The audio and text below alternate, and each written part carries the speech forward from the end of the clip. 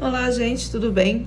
Vamos dar continuidade à nossa unidade 5, que é a última unidade do nosso material, falando aí sobre as políticas de marketing para serviços. Já fiz uma primeira aula introdutória falando aí que são 7 os P's ou os compostos para serviços, enquanto para produtos a gente só tem 4. Para serviços a gente tem, além desses 4 que são para produtos, a gente tem mais 3 para serviços. Já falei anteriormente do primeiro P, que é o P de produto, e hoje nós vamos falar do segundo P, que é o P de preço. Então, vamos falar um pouco sobre precificação de serviços, né? Que é algo bastante polêmico e assim que gera bastante dúvida nos empreendedores, nos empresários, em especial nos pequenos empresários. Porque definir preço de um serviço é sempre, muitas vezes, algo que para os empresários é subjetivo, quando na verdade não deveria ser, né? Não é você pensar quanto vale um serviço e colocar ali um preço. Todo serviço ele tem uma fórmula de cálculo de custo para que a gente consiga, a partir desse custo, definir o quanto a gente vai ganhar, ou seja, lucrar, e aí sim definir o preço. Então, cada empresário precisa encontrar qual é o custo do seu serviço. Isso nem sempre é uma tarefa muito fácil. Se a gente já tem dificuldade em determinar quanto custa para fabricar um produto, imagine então para saber quanto custa para ofertar um serviço. Então, a oferta de um serviço ela é mais complexa. Por quê? Porque quando você vai ofertar um serviço, vamos imaginar um buffet, né, uma festa, né, um serviço de hospedagem, você tem uma série de critérios que vão ser somados para que você consiga chegar ao custo total desse serviço que você está vendendo. E aí isso é muito difícil, de fato, porque para pequenas organizações isso é complicado. Grandes organizações já conseguem ter métodos para ratear e entender, por exemplo, quanto é o custo médio de uma hospedagem naquele setor, naquele dia, naquele horário, naquela estação do ano. E é a partir desse custo que ele vai ter, esse custo operacional, que ele vai entender qual vai ser o preço de venda daquela tarifa, por exemplo, daquela hospedagem, acrescentando a esse custo total o percentual de lucro que ele pretende ter naquele negócio. Então, quando a gente fala de preço, a gente está falando de muitas variáveis que têm a ver com a nossa infraestrutura, com quanto ela nos custa, com custos que são desde custos fixos. O que são custos fixos? São custos que não se alteram, são custos que você vai ter todo mês. Vamos imaginar que você pague um aluguel no seu imóvel, lá no imóvel onde o serviço está sendo prestado. Você tem uma loja alugada, por exemplo, numa lanchonete, você tem uma loja alugada numa barbearia. Então você tem ali um custo fixo, que é esse aluguel que você paga todo mês. Vamos imaginar que além desse custo fixo de aluguel, você tenha também o custo de condomínio. Isso são custos fixos. Você abrindo ou não abrindo o negócio, você vai ter que arcar com eles no final do mês.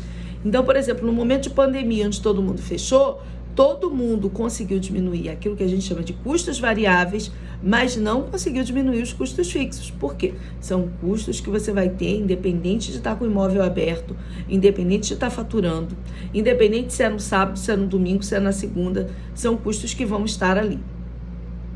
Então, primeira coisa, você precisa listar todos os seus custos fixos para entender quais são eles, qual é o impacto deles, né, no seu resultado final. Isso é importante que você saiba. Então, a partir dali, você já tem essas bases de cálculo. Depois, você tem custos variáveis. O que são custos variáveis? Custos variáveis são custos que você só vai ter quando você tiver a oferta de serviço, quando você estiver em funcionamento. Então, por exemplo, luz. Você vai ter um aumento da luz quando você tem clientes. Então, se você é uma barbearia, você vai ligar o ar-condicionado, você vai acender as luzes, você vai ligar secadores, equipamentos. Mesma coisa vale para um salão de cabeleireiro. Mesma coisa vale para uma oficina mecânica, onde você tem equipamentos que vão precisar ser ligados na energia, né? Então, você tem esse tipo de custo. No caso de um hotel, que vai certamente aumentar o custo de energia quando a hospedagem e a ocupação está maior. Então, isso são custos variáveis, né? Então, você tem que elencar quais são os variáveis, quais são os fixos.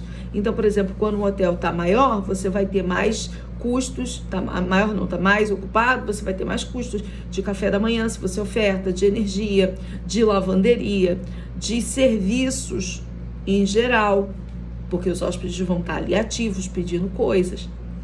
Então, você tem possibilidade ali de aumentar esse custo do seu serviço. Então, você precisa ponderar todos esses custos, anotar todos eles e chegar nesse montante. E às vezes a gente acha isso é fácil. Sim, isso é fácil.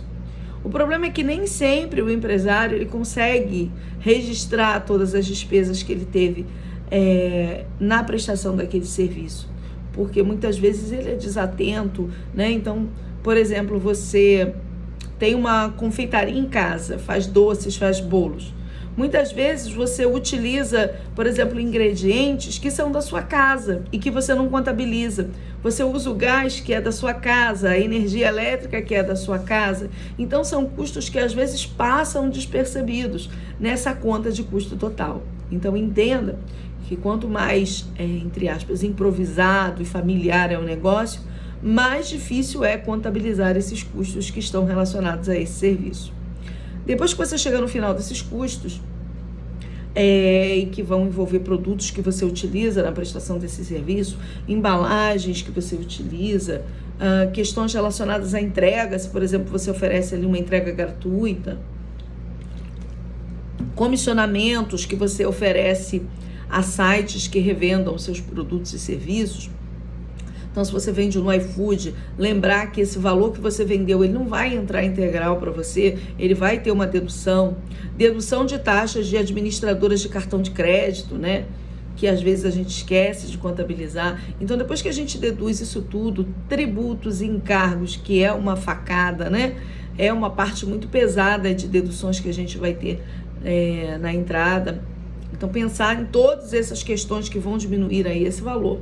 Depois você chega no valor realmente final, né, da produção do seu serviço, de quanto custou produzir esse serviço. Aí você vai para a precificação. Na precificação, você vai levar em consideração todo o trabalho que você tem de produzir esse serviço. Por quê? Porque a gente sempre tem outros caminhos de ganhar dinheiro. A gente pode ganhar dinheiro, por exemplo, investindo na bolsa, comprando criptomoedas, investindo em outros segmentos, em outros negócios, comprando ações de outros negócios. Então, você sempre vai ter uma margem de ganho se você pegasse esse dinheiro e aplicasse num desses segmentos que eu falei. O seu lucro, enquanto empresa, enquanto negócio, enquanto serviço, tem que ser maior do que esse, porque senão não compensa você abrir uma empresa, ter que todo dia trabalhar, contratar pessoas, ter todo o risco do negócio para no final ganhar a mesma coisa que você ganharia investindo em gado, sei lá. Então, você vai ponderar isso. Depois que você ponderou isso, você vai considerar quanto você quer ganhar por todo esse envolvimento e trabalho que você está tendo. Essa é a sua taxa de retorno. Então, você vai pensar qual é a taxa de retorno que você julga considerável diante de tudo aquilo que está sendo empregado pelo negócio. Beleza? Então, a taxa de retorno é sempre a maneira mais correta de você precificar.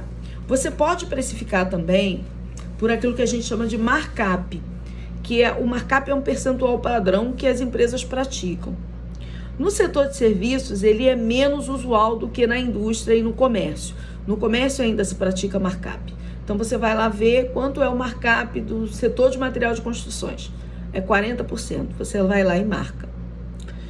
Embora pareça um número muito grande, né, porque o markup é sempre um percentual muito grande, o markup é um percentual que não é um percentual limpo. Ele é um percentual que ainda vai cobrir despesas. É um percentual que ainda vai cobrir tributos. Você pega o preço de nota fiscal de venda e aplica o markup. Então, você não sabe se esse markup, de fato, é o ideal para o seu negócio. Ele pode ser muito bom para o negócio da esquina, que atua num prédio próprio, mas pode não ser para você que tem um imóvel alugado e paga aluguel e tem custos maiores do que aquele que tem um imóvel próprio. Então, a gente tem que ponderar quando vai utilizar esse tipo de percentual, se de fato ele é um percentual que vai suprir aquilo que eu preciso para pagar as despesas e ainda ter lucro. Muita gente que usa markup se prejudica e no final fecha o negócio porque não tem lucratividade. Mas no caso do setor de serviços, o que a gente acaba utilizando é o custo do serviço propriamente dito. Quando o custo do serviço é um profissional, a mão de obra de um profissional, a gente vê quanto tempo de hora a gente empregou daquele profissional, vê quanto é o salário pago, para você ter uma média ali de quanto foi gasto em termos de mão de obra e de serviço. Então, cada tipo de serviço tem uma precificação diferente, porque a gente, quando fala de serviço, a gente está falando desde comércio até um profissional liberal, um consultor, um advogado, a gente está falando de um médico, de um valor de uma consulta, até um valor de uma hospedagem. Então, aqui eu não conseguiria falar de uma forma de precificação única que atendesse a todos esses segmentos, porque são muito distintos. Então, óbvio que cada tipo de negócio vai ter uma forma de precificação específica. Se você vai abrir um segmento de pequeno porte, vale a pena buscar uma consultoria do Sebrae sobre precificação para o seu segmento, porque eles têm cursos, eles têm material didático que ajuda a te ensinar a precificar serviços menores. Então, vale a pena buscar esse caminho aí para aprender a precificar no seu segmento. Bom, uma outra coisa relacionada à precificação que a gente tem que pensar é que o preço determina quem vai comprar o meu serviço, né? Então, por exemplo, se eu tenho uma tarifa premium, como, por exemplo, praticada pelo Fasano, pelo Copacabana Palace, no caso da hotelaria, eu já sei quem vão ser meus clientes, porque o preço determina quem vai se hospedar ali, né? É dessa forma que funciona. Então, quando você tem, dentro da aviação, você tem lá a classe executiva, a primeira classe, e você tem hoje primeiras classes muito melhores do que, né, por exemplo, nos Emirados Árabes, né? Com primeira classe que você tem a possibilidade de ter um apartamento ali, uma área totalmente isolada dos demais hóspedes. Isso tudo já vai mudando e acrescentando o valor da tarifa até que chegue a um valor bastante alto, né? Por exemplo, dentro de um cruzeiro você tem lá as especificações e cada uma dos quartos, das suítes do cruzeiro tem uma precificação e tem um padrão de público-alvo. Então, preço determina o público-alvo. Isso é muito importante da gente lembrar. Então, se eu quero ter um produto, um serviço que seja para um público popular, eu vou ter que ter tarifas, preços populares. À medida que eu entendo que eu vou ter um serviço mais premium, eu vou ter preços maiores no serviço, na tarifa, e tudo bem, porque você vai trabalhar com um público de poder aquisitivo maior que tem condições de arcar com esse custo, que para ele não é um problema. Muito pelo contrário, é um diferencial. Então, uma pessoa, por exemplo, que vai para um hotel boutique, para um hotel Copacabana Palace, Fasano, ele espera encontrar lá atributos e características diferentes de quem vai buscar um hotel mais popular, sei lá, na beira da praia, e que sabe que é um hotel mais movimentado, com muita gente, com muita criança, com piscina cheia, né? Que é diferente, por exemplo, de um público mais premium que vai para o Copacabana Palace e que vai ficar numa suíte mais cara e que tem uma ala com uma piscina específica, exclusiva para ele, né? Onde ele não vai precisar dividir com outras pessoas, onde ele vai ter privacidade. Então, óbvio que o custo do serviço, ele determina todas essas características. E aí a gente vai ter serviços para os mais diversos tipos de público. Por exemplo, serviço de transporte, você vai ter desde o serviço mais popular, com ônibus de linha e trem, até serviços mais intermediários, onde você já vai ter um transporte de passageiro via Uber, você vai ter um outro tipo de transporte via um ônibus, de repente, leito, né? Um ônibus com possibilidade de ser executivo, né? Um transporte melhor, fretes, né? Excursões, né? Serviços fechados de transporte. Você vai ter o serviço do táxi, já falei do Uber. Você vai ter serviços de transporte diversos para diferentes custos, né? Até serviços mais premium, onde você vai ter um motorista à sua espera num carro de luxo, num carro de alto luxo. E o próprio Uber, por exemplo, tem esse escalonamento de serviços dentro da plataforma. Mas fora disso, você também tem empresas que atuam em segmentos diversos de transportes e todas elas encontram o seu público-alvo. Você tem, por exemplo, fretamento de ônibus para empresas. Tem um público-alvo específico. Então, você pode ter uma empresa de ônibus e não necessariamente se dedicar a ser uma frota urbana que vai rodar com um serviço de catraca. Você pode prestar serviço dentro de um sistema de BRT, servir numa prefeitura, e você pode fazer um fretamento totalmente particular para eventos, para festas, para excursões, né? Ou até mesmo um fretamento para empresas. Então, você vai ter que entender, dentro do seu segmento, qual é o caminho de precificação mais adequado para aquilo que você está se prestando colocar e para aquele público-alvo e para aquilo que você oferece. Então, você tem que ter uma relação de custo-benefício entre o serviço que está sendo ofertado, a infraestrutura que eu tenho a ofertar e o preço que eu estou praticando. Então, se eu sou um hotel e de repente não tenho uma infraestrutura tão boa, a minha tarifa não pode ser tão boa quanto o outro que está do meu lado. Por mais que às vezes eu esteja numa localização privilegiada, mas eu tenho parâmetros de comparação, né? Por isso você tem um sistema, por exemplo, de estrelas dentro dos hotéis, para que você consiga ter uma tarifa com um diferencial e consiga justificar. Por que a sua tarifa é maior? Porque eu tenho essa classificação, enquanto aquele outro ali, a classificação dele é um pouquinho menor do que a minha. Então, você tem precificações que vão se adequar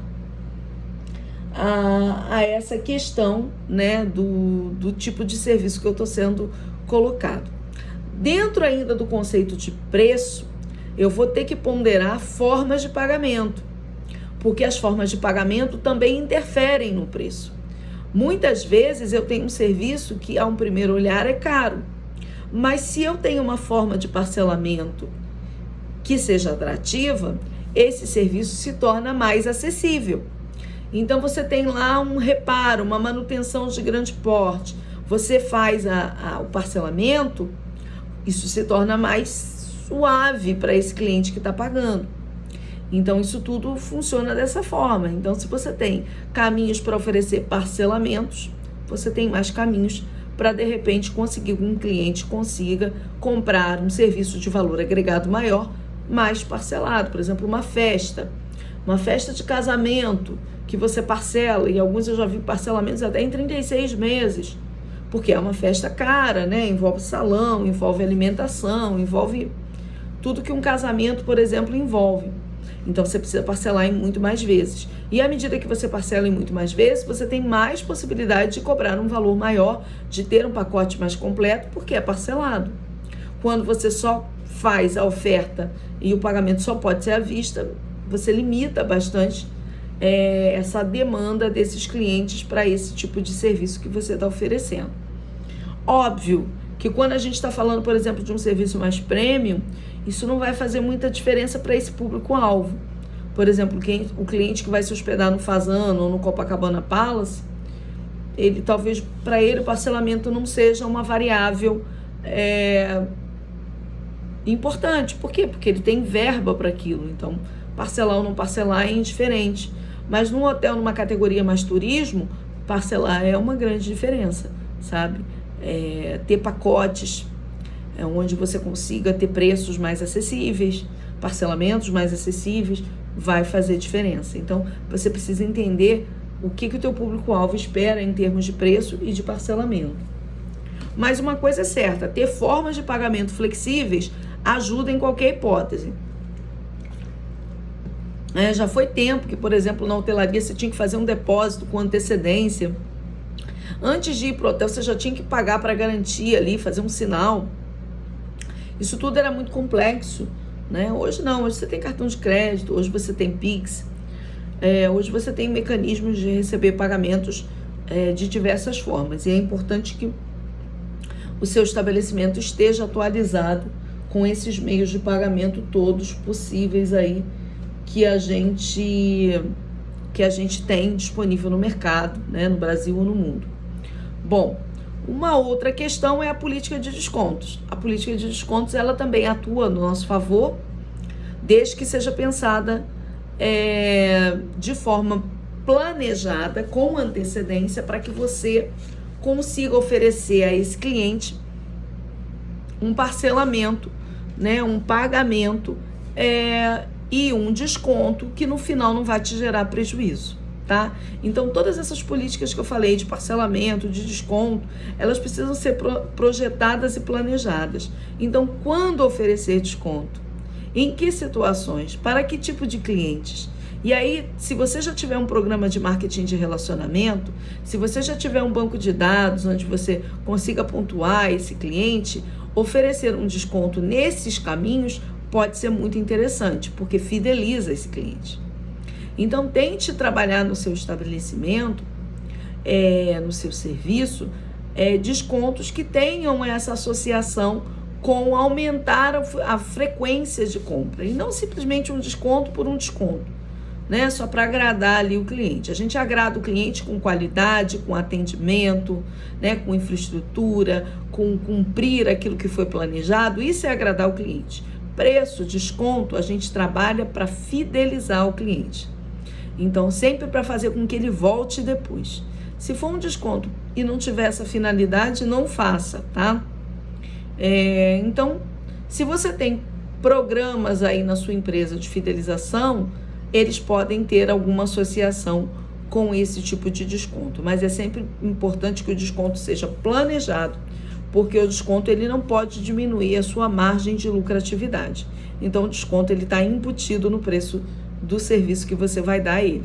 E desconto você dá quando precisa dar, quando não dá, é uma margem de lucro aumentada que você teve ali naquele momento. Então, é muito importante que a gente considere todas essas características, né?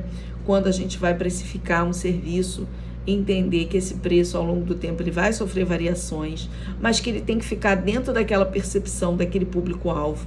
Então, você não pode, num primeiro momento, abre um salão e ele tem um preço X para um público-alvo X e depois você vai lá para cima sem agregar nada ali. Não pode. Você tem que sempre estabelecer ali um preço que seja aceitável para aquele público-alvo a qual você já tem ali fidelizado, tá? Então, o nosso material fala de uma forma muito resumida essa parte, né? Fala que tem essa relação aí com os custos, o preço, né? Que vão incorrer aí para que o cliente tenha benefício do serviço. Lovelock é um autor bem interessante dentro da área de serviços.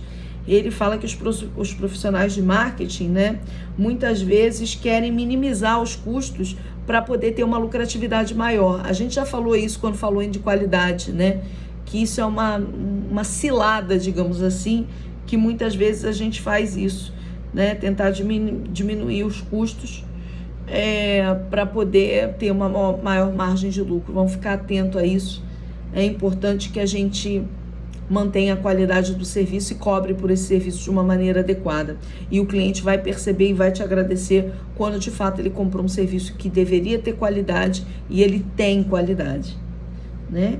Então fala muito das questões de formação de preço, que eu falei aqui no começo, né? De quanto é importante otimizar a relação de lucro e a quantidade vendida. Então, para que você saiba quanto você vai lucrar, você precisa fazer projeções de venda de serviços, saber quanto você vai vender de serviço naquele mês, naquela semana, naquele ano, naquele trimestre, para que a partir dali você entenda que se você tiver, por exemplo, uma ocupação de só 10% do seu hotel, ou uma ocupação só de X%, bem pequena, daquele seu serviço, o que você vai vender vai dar para pagar todas as suas despesas no mês? Então, você precisa entender isso. Se você não vai conseguir, você vai precisar ter que aumentar naquele momento o preço do seu serviço para poder atender aí aquilo que você tem de despesa corrente, né? O preço permite a competitividade da organização, porque certamente você tem concorrentes. O seu serviço tem concorrentes, tem serviços substitutos, e o consumidor ele vai buscar também no mercado outras opções com preços mais acessíveis. Então, é muito importante você entender que o preço também determina a participação de mercado que você tem e a sua sobrevivência no mercado. Então, faça preços que sejam acessíveis, capazes de aumentar a sua ocupação, né? Capaz de aumentar o número de vendas de serviços mensais ou semanais, para que você consiga ter um negócio mais lucrativo, né? Então é muito importante que você tenha um preço ali que te garanta, por exemplo, desenvolver valores acima, como questões de responsabilidade social e ambiental, preocupações, né, com questões verdes, com questões ambientais. Hoje as empresas de serviço, elas estão sendo levadas também a terem essas preocupações. E você só vai conseguir ter uma reciclagem, um descarte de material, uma diminuição do uso de água, se você, de certo modo, tiver um preço confortável que te permita uma lucratividade capaz de te fazer implementar esses projetos na tua empresa. Você não vai tirar do bolso para fazer campanhas de sustentabilidade. Então, você precisa ter uma organização e uma precificação que te garanta conseguir fazer esses projetos, né? E investir. Então, se você tem um projeto de reinvestir, de melhorar, isso tudo vai sair do preço que você cobra nos seus serviços, né? E uma coisa muito importante, o preço é um parâmetro que o cliente usa para qualidade. Se o preço é alto, ele vai cobrar a qualidade do seu serviço. Se o preço é intermediário, ele vai ficar meio que na dúvida. Se o preço é baixo, ele já vai ter uma expectativa de qualidade muito pequena. Mas é importante que o preço que você determinou, ele tenha esse parâmetro de custo-benefício. Cobrei tanto, estou exigindo tanto de volta. Então, é mais ou menos por esse caminho. Então, esse é o segundo P, o P de preço, que também é um P de produto, né? Dentre os 4 P's de produto, mas ele é um P de serviço. Então, nós temos produto, preço, ponto de distribuição, promoção. E nas próximas aulas eu vou falar ainda também dos 3 que são exclusivos para serviços, tá? Mas isso fica para as outras aulas, tá certo? Tchau, tchau, gente.